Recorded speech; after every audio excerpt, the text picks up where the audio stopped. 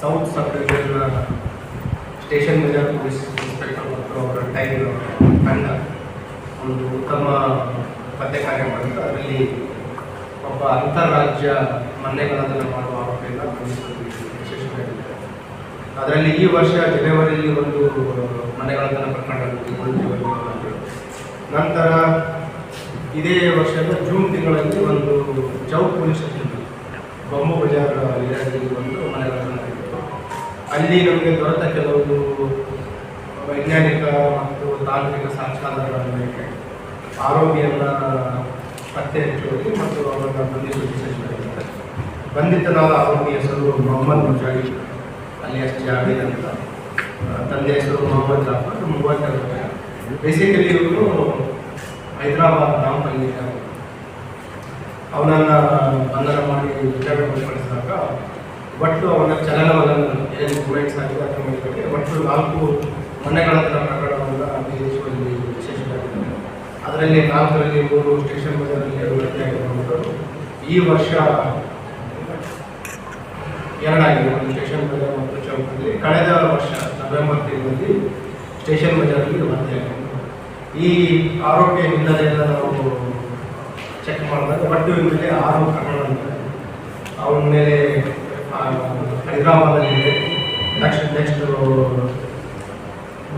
ಲಾತೂರಲ್ಲಿ ಮಹಾರಾಷ್ಟ್ರದಲ್ಲಿ ಒಂದು ಕೊಲೆ ಮತ್ತು ರಾಬರಿ ಪ್ರಕರಣ ಇದೆ. ಆ ಕೊಲೆ ರಾಬರಿ ಪ್ರಕರಣದಲ್ಲಿ ಏನು ಅರೆಸ್ಟ್ ಆಗಿದ್ದಾವೆ 2019ರಲ್ಲಿ. 2019ರಿಂದ ಅಕ್ಟೋಬರ್ 2025ವರೆಗೆ ಜೈಲಲ್ಲಿದ್ದಾರೆ. ನಂತರ ಹೊರಗಡೆ ಬಂದ ನಂತರ ಮತ್ತೆ ಒಂದು ಅಪರಾಧ ಮಾಡಿದ್ದಾರೆ. ಇದರಲ್ಲಿ ಸೈಫಾಬಾದಲ್ಲಿ ಒಂದು ರಾಬರಿ ಕೇಸ್ ಮಾಡಿದ್ದಾರೆ.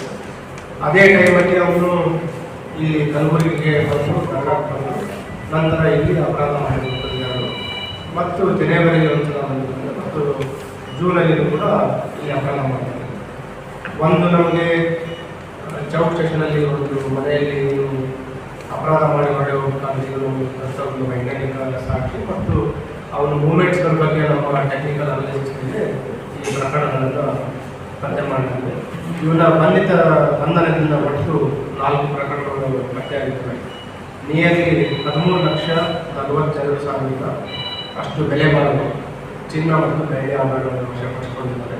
ಅರೌಂಡ್ 85 ಗ್ರಾಮ್ ಗೋಲ್ಡ್ ಆರ್ನಮೆಂಟ್ಸ್ ಇದೆ ಮತ್ತು 260 ಗ್ರಾಮ್ ಅಷ್ಟು ಸಿಲ್ವರ್ ಆರ್ನಮೆಂಟ್ಸ್ ಇದೆ. ಮತ್ತು ಇವನ ಒಂದು ವಿಚಾರಣೆಯಲ್ಲಿ ಇಂಟ್ರೆಸ್ಟಿಂಗ್ ಅಂತಂದರೆ ಬೇಸಿಕಲಿ ಇವನು ಕ್ಯಾಟ್ರಿಂಗಲ್ಲಿ ಕೆಲಸ ಮಾಡ್ತಾ ಇದ್ದ ಆರಂಭದ ಹಂತದಲ್ಲಿ.